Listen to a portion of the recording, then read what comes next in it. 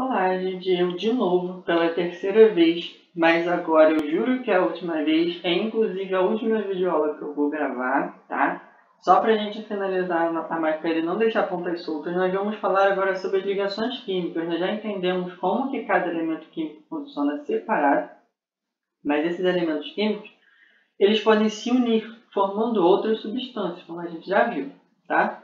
O que acontece? 227 agora, página 227, lá em cima. Os elementos químicos podem se combinar, resultando em diferentes substâncias químicas. A composição que ocorre entre os átomos dos elementos químicos é chamada de ligação química. Pode sublinhar até aí.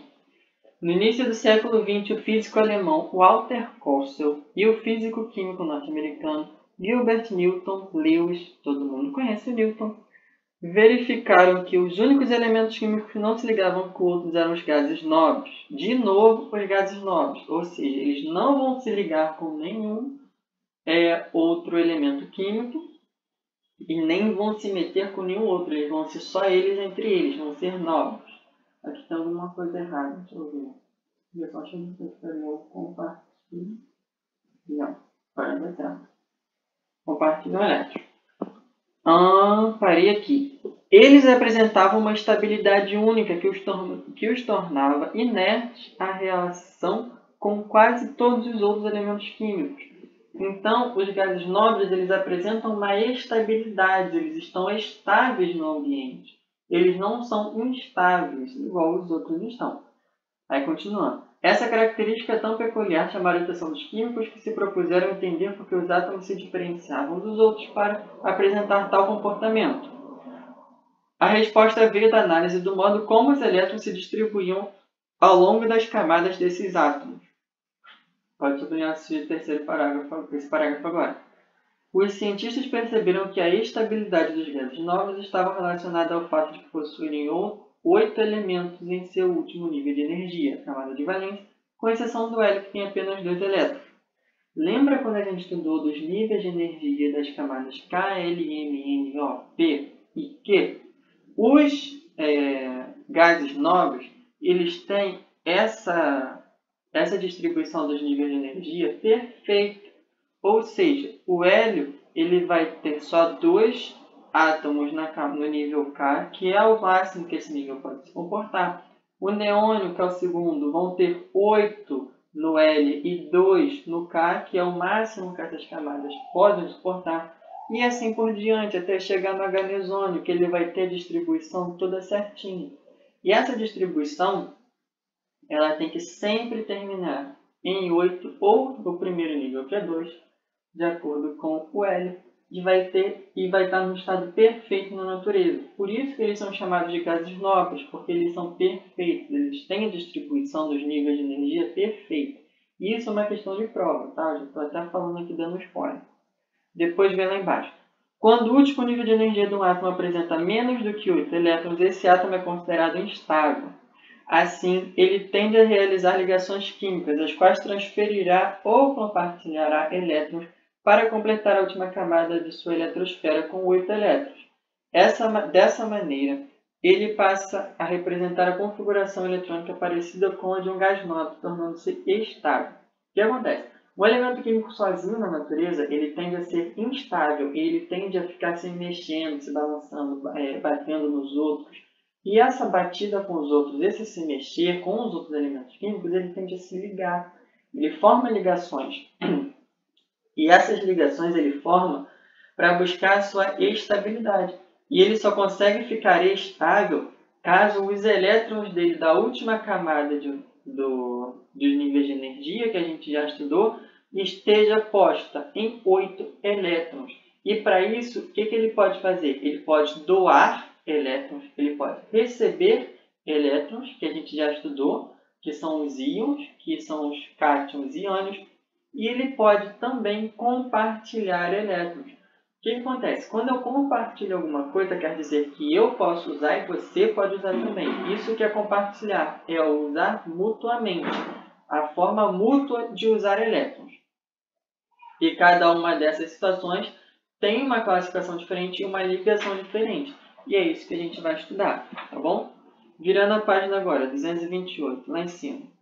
A fórmula eletrônica de Lewis consiste em escrever o símbolo do elemento químico e, junto com ele, colocar pontos para representar os elétrons existentes na última camada de energia. O que acontece? Você vai botar o símbolo desse elemento químico, tá? No caso do exemplo que ele deu aí, tem gente gritando aqui em casa. Eu não sei se vocês estão escutando, mas tem gente gritando aqui. Normal, tá? Mas vamos fingir que não tem ninguém gritando. Vamos lá. Exemplo da fórmula eletrônica de líquidos. Exemplo aí do oxigênio. Tem o símbolo dele, o oxigênio. Em cima tem 2 pontinhos, embaixo tem 2, do lado, cada lado tem 1. Aqui eu botei um exemplo. Só botei o oxigênio porque vocês vão completar com os pontinhos, tá? 2 em cima, 2 embaixo, 1 do lado e do outro. Esses pontinhos eles podem ser configurados do jeito que vocês quiserem. O importante é que eles tenham 6 pontinhos. Por quê? Porque a última camada do oxigênio tem 6 elétrons livres, ou seja, ele é um átomo instável. Ele tem que fazer alguma coisa para ele conseguir 8 elétrons, tá bom? O que acontece? Na parte amarela que está aí do lado agora. O hidrogênio é um átomo que apresenta apenas próton e um elétron. Para atingir a estabilidade, ele deve adquirir mais um elétron, ficando assim semelhante ao gás hélio, com apenas 2 elétrons no nível de energia. Esse amarelinho que eu acabei de ler agora é uma observação que é um caso especial do hidrogênio.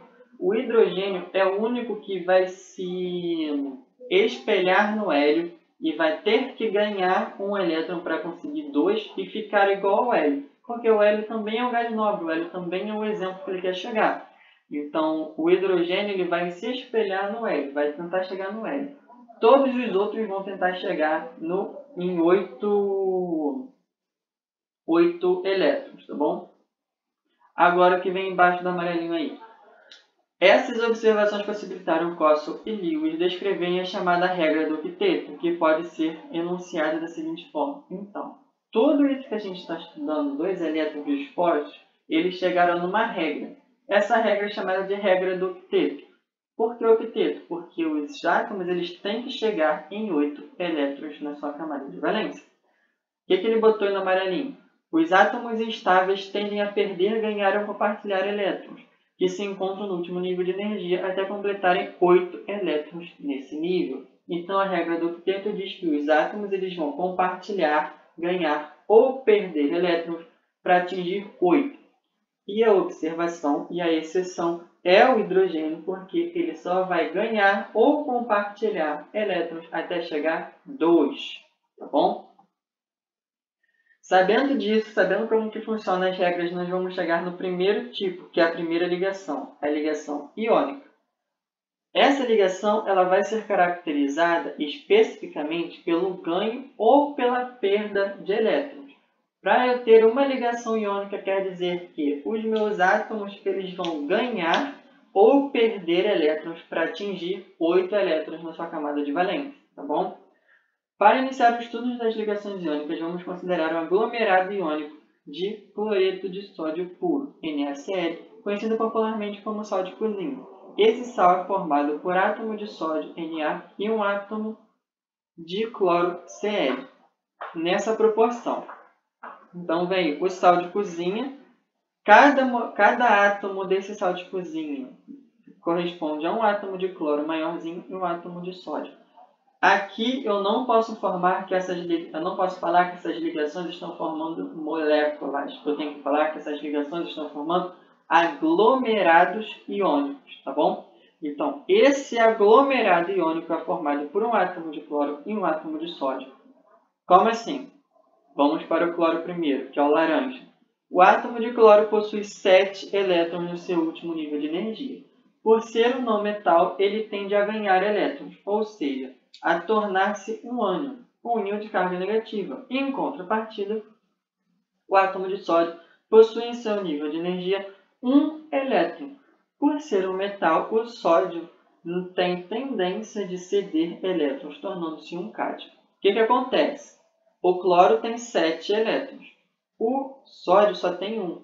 O sódio ele pega esse 1 elétron que está sozinho, dá para o cloro. O cloro vai ficar com 8 elétrons, vai completar direitinho. O sódio ele vai perder essa última camada e vai voltar para uma camada antiga. Por exemplo, volta para a página 227, nos níveis de energia. O sódio, ele vai, um exemplo hipotético, ele vai até o nível de energia M. No nível de energia M, ao invés de ele ter 8 para completar tudinho, ele só tem 1. Se ele só tem 1, ele pega esse um elétron e doa, ele fica até o L só, e no L ele completa 8, consegue ficar estável. Deu para entender? Já o cloro, que só vai até o L com 7 elétrons, que ganhou 1 do sódio, ele fica com 8 no L e ganha a sua estabilidade. Deu para entender? Nada mais do que isso. Um vai ganhar e um vai perder, e assim os dois vão conseguir chegar a 8, de uma forma ou de outra. Quem perde o elétron ganha 8 na camada de antes, que vem dos níveis de energia. Quem ganha um elétron só completa a camada atual dos níveis de energia. Embaixo está escrito, pode até sublinhar, a ligação iônica ocorre geralmente. A ligação iônica geralmente ocorre entre metais e não metais e entre metais e o hidrogênio, com exceção dos gases novos. Esse tipo de ligação forma aglomerados iônicos. Note que não utilizamos o termo molécula nesse caso, pois esse nome é comumente usado em ligações covalentes. Ligações covalentes é o nosso segundo tipo de ligações.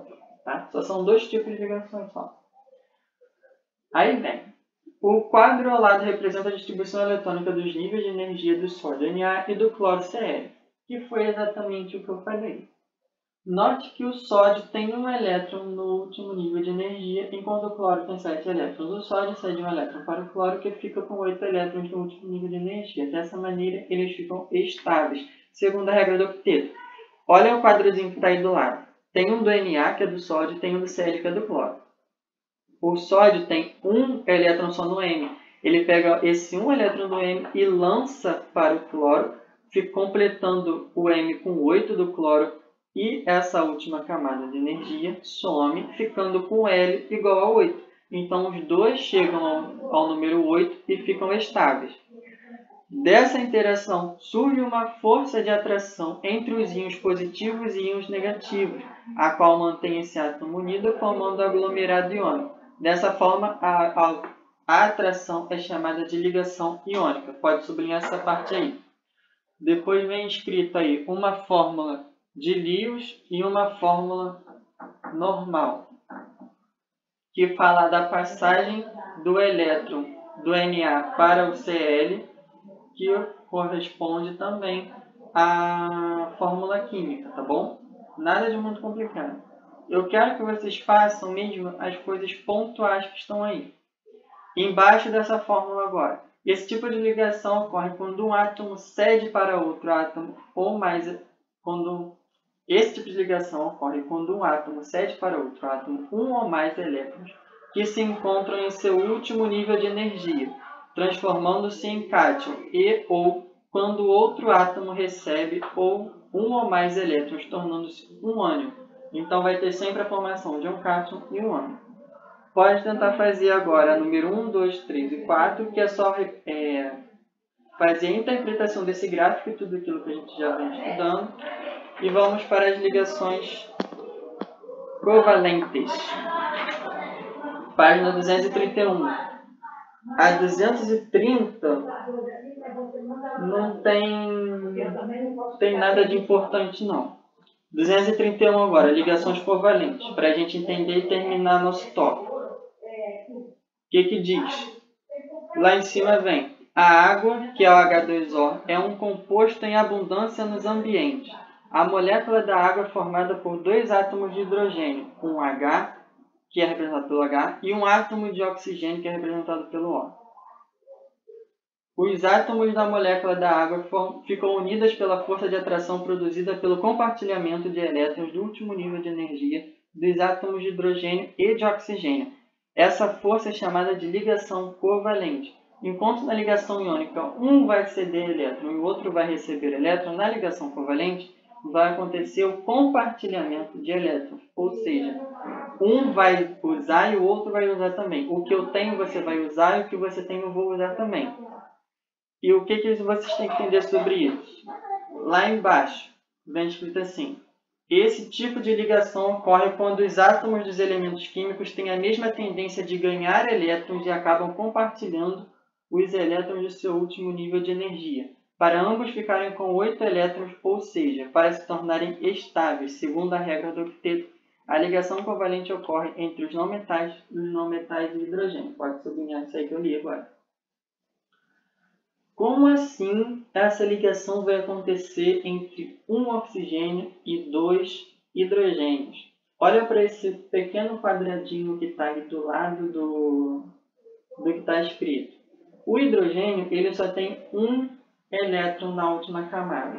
E o que eu falei do hidrogênio? Ele vai se espelhar no hélio, e o hélio só tem 2. Então o hidrogênio ele precisa chegar a 2.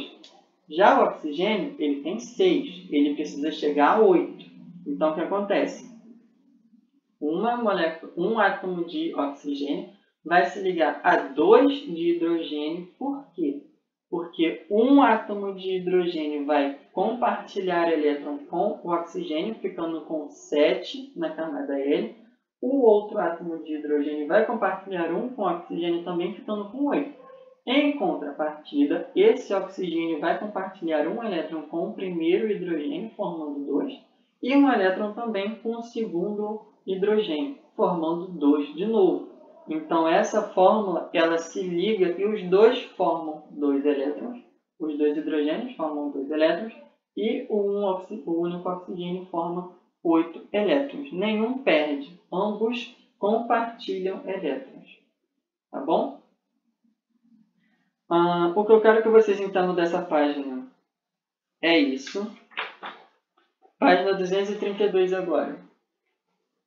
Página 232, o que eu quero que vocês entendam é que existem representações dessas fórmulas. Existem a fórmula eletrônica de Lewis, a fórmula estrutural e a fórmula química, tá bom?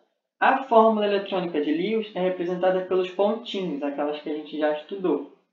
A fórmula estrutural é representada por traços e ela só é utilizada em ligações covalentes porque esses traços correspondem a elétrons compartilhados, tá? E a fórmula normal, que é a fórmula química, está ali do terceiro exemplo como H2O, tá? Nada de muito complicado, é isso que eu quero que vocês entendam. Embaixo agora, no nosso cotidiano, além da água, existem vários tipos de substâncias que são formadas por meio de ligações covalentes. Podemos citar o gás oxigênio, o gás carbônico, o gás nitrogênio, o ácido acético, que é o vinagre, e muitos outros. A maioria dos compostos que a gente utiliza no nosso dia a dia são ligações covalentes, tá bom? E o que eu quero mais que vocês entendam sobre ligação covalente está na página 233, que são as ligações covalentes que eu vou cobrar que têm a sua importância no nosso dia a dia para o ser humano, que são a água, o gás oxigênio, o gás carbônico, a glicose e o etanol. Está tudo na página 233, que vocês vão ler e vão sublinhar as partes importantes desse texto, que fala aonde que cada molécula dessa atua no nosso corpo e por que ela é importante. E é isso que eu vou cobrar expressivamente na prova sobre os compostos de ligações covalentes e o que eles fazem no nosso corpo. 234 e 235 vocês vão ler sozinhos, que é uma forma alternativa de combustível à base de hidrogênio. Mas, de novo, é só a título de curiosidade, tá? Não vou cobrar nada de vocês disso na prova. Página 236 e 237 para terminar, para casa para vocês fazerem. Tem muitas páginas para fazer para casa. Porém, se vocês forem olhar em cada página, só tem 2 exercícios para fazer, ou 3 se muito. Então, acaba que fica pouca coisa no total, tá? Terminamos por aqui nossas 3 aulas e eu corrijo tudo isso e se ficar alguma dúvida na aula ao vivo, que é da próxima semana. E a gente se vê lá. Tchau, tchau.